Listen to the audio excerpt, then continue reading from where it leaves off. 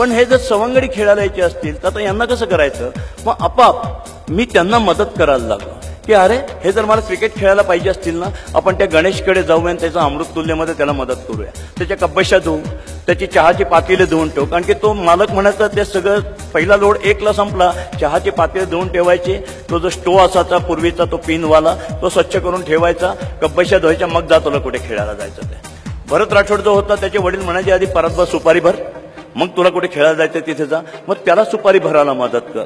हा चनेमानेवाला होता, तो म्हणत अहिल्यादेवी शाळेच्या बाहेर इंटरव्हल झाली, ती गाडीची सुट्टी, ती त्यांची अर्धा तासात त्याची विक्री असते, ती झाल्यानंतर तुला कुठे खेळायला जायचं तुझं. तर मित्रांनो, लहानपणी आपल्या सवंगड्यांना खेळायला पाहिजे असेल तर यांना मदत करायला पाहिजे. आणि त्या मदतीतनं माझं आयुष्य बिझनेसचं सुरू झालं. जसं मला चण्यामान्याच्या गाडीने प्रेझेंटेशन शिकवलं की स्वच्छ असलं की तुमचा माल जास्त खपतोय, तसं वर्तमानपत्राच्या लाईनीने मला पंक्च्युअलिटी शिकवली. माझं वर्तमानपत्राची लाईन सुरू झाली. मला त्यावेळेला आठवत आहे, आपल्या वेळेला माझ्या वयाचे असतील मॅट्रिकचा रिझल्ट होता, SSC रिझल्ट असायचा त्यावेळेला. आता इंटरनेट किंवा असा प्रकार नव्हता, शाळेत पण तो लागायचा नाही, वर्तमानपत्र छापला जायचा. मला आठवतं की एकदा मी त्या वर्तमानपत्राच्या लाईनमध्ये चालत असताना पुणे हेराल्ड नावाचं इंग्लिश पत्र होतं, इंग्लिश वर्तमानपत्र होतं, त्यात SSC रिझल्ट छापून यायचा. मी दुपारी 4ला गेलो, इस्ट्रीटला पेपर मिळवले, सायकलला लावले, सायकलला टांग मारली आणि आलाय SSC रिझल्ट म्हणून सुरुवात केली. मला आठवतं मित्रांनो, माझ्या आयुष्यातला तो सगळ्यात आनंदाचा क्षण होता. मी टांग मारल्यानंतर ऑन नाही म्हणतो, आम्ही प्रीमियम म्हणतो, 4 आण्याचा अंक कोणी 8 आण्याला, 12 आण्याला, 10 आण्याला, 10 मिनिटात सगळे अंक संपले. माझ्याकडे 80 रुपयाची चिल्लर गोळा झाली. माझा त्यावेळेचा ड्रेस होता पायजमा, वरती शर्ट, पायजमेला क्लिप लावायची लागायची कारण की सायकलच्या चेनमध्ये तो पायजमा अडकू नये म्हणून. आणि मस्तपैकी टांग मारून 80 रुपये गोळा झाले. 80 रुपये घेतले मी आणि माझ्या डाव्या खिशात टाकले. लक्षात आलं 80 रुपयाची चिल्लरामुळे डाव्या बाजूचा पायजमा खाली खाली जातोय. मी ते परत बाहेर काढले आणि त्याचे 2 समान भाग केले. 40 रुपये उजव्या हातात, 40 रुपये या हातात चिल्लर, आणि दोन्ही खिशात 40-40 इक्वल टाकले. दोन्ही खिशात असा हात घातला आणि जगातला त्या दिवशीचा मी श्रीमंत होतो. त्यावेळेचे 80 रुपये आजही मला आठवतात. आता मी साधारणतः 4,000 कोटीचा व्यवसाय करतो, पण 4,000 कोटी मला खुपतात आणि 80 रुपये आजही मला आनंद देतात. तर आनंद कुठे मानायचा? कष्टाचा आनंद कसा असतो, पैशाचा आनंद कसा असतो, ते लहानपणच्या कष्टातनं मला शिकायला मिळालं. नेस वाडिया कॉलेज ऑफ कॉमर्सचे व्हाईस प्रिन्सिपल त्यावेळेचे वसंत कृष्णाजी नुलकर, प्रिन्सिपल VK नुलकर होते. आणि ते विद्यार्थ्यात एवढे प्रिय होते, लोकप्रिय होते की सगळ्या पुण्यावर त्यांची कीर्ती होती. मी सरांच्याकडे गेलो, सर मी असं DS कुलकर्णी, मी प्रामाणिकपणे सांगितलं काय काय उद्योग केले, लग्न केलं आणि हा मी बिझनेस सुरू केलाय आणि माझ्या आई वडिलांना चालणार नाही, मी एक्सटर्नल बसलेलं, मला तुमच्या कॉलेजला ऍडमिशन द्या. ते तो म्हणाले, पण मी एकाही पिरियडला बसणार नाही तुमच्या. ते म्हणले का? म्हणलं मला सकाळी 7 वाजता फोन पुसायचे असतात, मी कसं काय पिरियडला बसतात? बरं म्हणाले, बसू नको, पण एका अटीवर. ते मी म्हणलं काय? किती वाजता फोन पुसून संपतात? संध्याकाळी 7ला. रोज रात्री 8ला माझ्या घरी अभ्यासाला यायचं, हे मंजूर असेल तयार. असे सर होते त्यावेळेला. मी सरांच्या सगळ्या अटी मान्य केल्या. सरांनी मला व्यवसाय शिकायला सुरुवात केली. सर म्हणलं मला इंग्लिश लिटरेचर बनवून द्या. एक टेलिस्मेल नाव आम्ही दिलं. A service with Telesmile treats your phone well. A scented people. त्यावेळेला वॉन्सन कंपनीची, आताची थर्मॅक्सची कंपनी, ती त्यांच्या नावाच्या खाली हीटेड पीपल द्यायचे, ते उष्णतेचे काम करायचे म्हणून. तर त्याच्यानं मी स्लोगन घेतली आहे सेंटेड पीपल.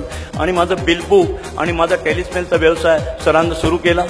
सरांकडे मी गेलो, सर आता मला भांडवल कमी पडते, 500 रुपये मला भांडवल द्याल का? सर म्हणले नक्की देईल, मी श्रीमंत आहे, DS, माझं बँक ऑफ इंग्लंडमध्ये खातं आहे, नागनाथपरापाशी सुंदर घर आहे त्यांचा, मोठा माणूस आहे तो. पण म्हणले मी नाही देणार तुला. का?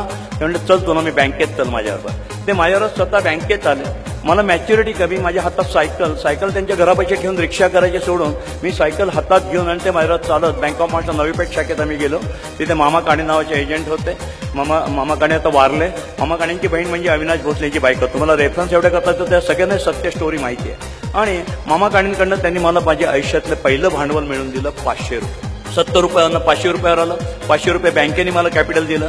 सर म्हणले DS या बँकेचे पैसे व्याजासकट वेळेत परत करायचे. कॉलेजचं आणि माझं दोघांची अब्रू वाचवायची, नाव खराब होऊन द्यायचं नाही. आणि मग बघ, तू जर या बँकेचा विश्वास संपादन केला, त्यांचे 500 वेळेत परत केले, तर तुला एक दिवशी बँक 5 लाख होते. आज सरांचे शब्द एवढे खरे ठरले. मी त्या बँकेचा विश्वास संपादन केला, 500 रुपये त्यांचे वेळेत परत केले. बँकेने 5 लाख नाही मित्रांनो. आज मला किती मागाल तेवढे कमी मिळतात. आज माझ्याकडे बँका लाईन लावून आहेत. आज माझ्याकडे मला अभिमान आहे कर्जाचा. माझ्याकडे 550 कोटी रुपये बँकेने दिलेले, 12 बँका देत आहेत. मी अमेरिकेत घरं बांधतोय. अमेरिकेमध्ये आत्ता थोडी सुधारणा झाली आहे. आता माझे 2-3 वर्ष झाली तिथे घरं बांधतोय. प्रचंड मंदी आहे तिथे. आज तिथे घरं बांधून झाल्यावर कोणी घ्यायला येतं की नाही असा प्रश्न, बघायलाही येत नाही, घ्यायला तर फार लांब राहिलं.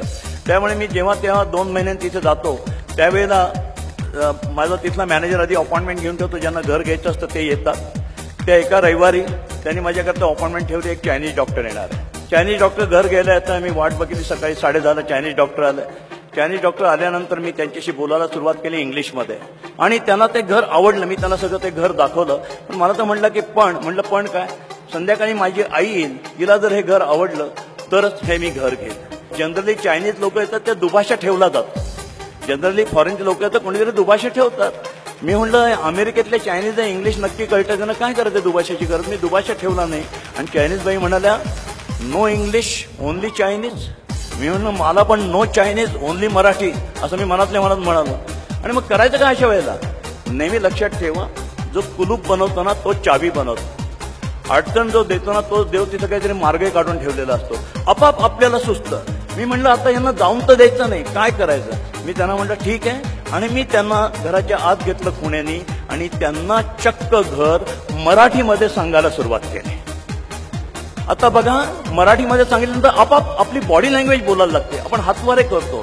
हा तुमचा डायनिंग हॉल आहे, तिथे छानपैकी तुमचा मुलगा जेवत असेल, नातवंड तिकडनं पळत येतील, चला वरती तुम्हाला बेडरूम मध्ये नेतो. तुमची बॉडी लँग्वेज सुरू होती.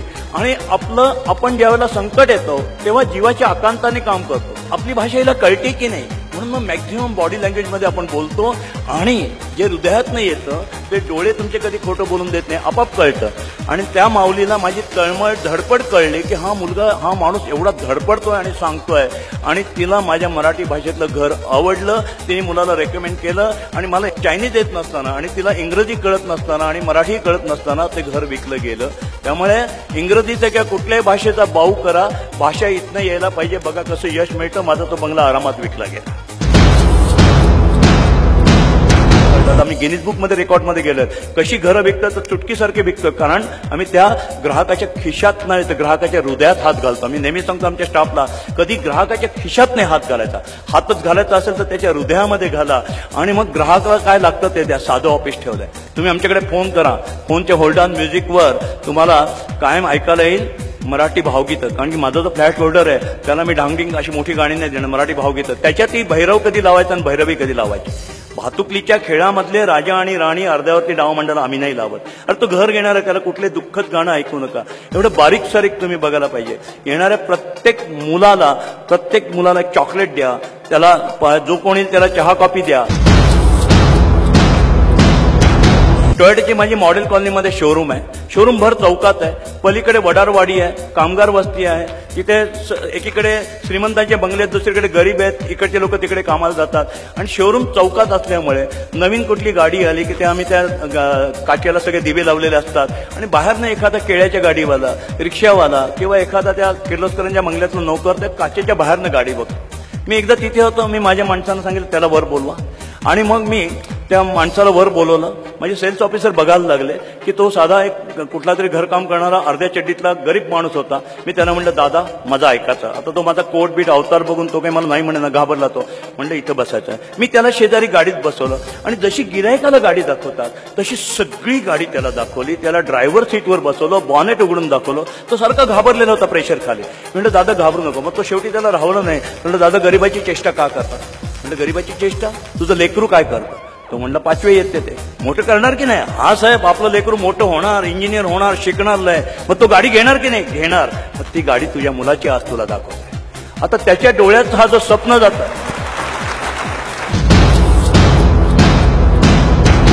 ही मिश्किलता सुद्धा एक वेगळी असते. आणि या मिश्किलतीतनं सुद्धा जीवनाकडे बघताना मिश्किलतेकडे बघा. यातला काही गमतीचा जरी भाग असला मगापासून जे काही मी तुम्हाला सांगतोय. आणि मग मिश्किलते बघत आपल्याला काय मिळतं याचा विचार न करता जे दिलंय ते आपलं. 80 रुपये माझे, 4,000 कोटी माझे नाहीत या भावनेनं पैशाकडे बघा. मग बघा आयुष्य कसं सुखी समाधानाचं होईल, आनंदाचं होईल. मित्रांनो खूप काही सांगत होतं. जेवढं जमलं तेवढं सांगितलं. आपण खूप मोठे खूप मोठे व्हा. नोकरी वाईट असते असं नाही, पण स्वप्न असं बघा की नोकऱ्या वाटणारे माझे हात होतील. देवान दिलेले हात नोकऱ्या वाटण्याकरता दिलेले आहेत, नोकरीची भीक मागण्याकरता नाही, असं एक ठरवा. आज आपण विद्येच्या प्रांगणात बसलात, चांगली संस्था आहे, चांगलं वातावरण आहे, चांगलं शिक्षण आहे तुम्हाला, आणि निश्चित ज्या शिक्षणाचा अजून बाजार झाला नाही अशा संस्थेत तुम्ही बसलेला असल्यामुळे तुमचं भवितव्य उज्ज्वल आहे. भांडवलाची काळजी करू नका, नोहावची कावडी करू नका, फक्त कामाची लाज वाटून देऊ नका. बघा किती मोठे व्हाल. मग जिथे कधी मला भेटाल आठवणीने मला ओळख द्या. तुम्ही एवढे मोठे व्हा की माझी मान दुखेल तुमच्याकडे बघताना. एवढे तुम्ही मोठे व्हा, एवढा मी शुभाशीर्वाद देतो आणि माझं भाषण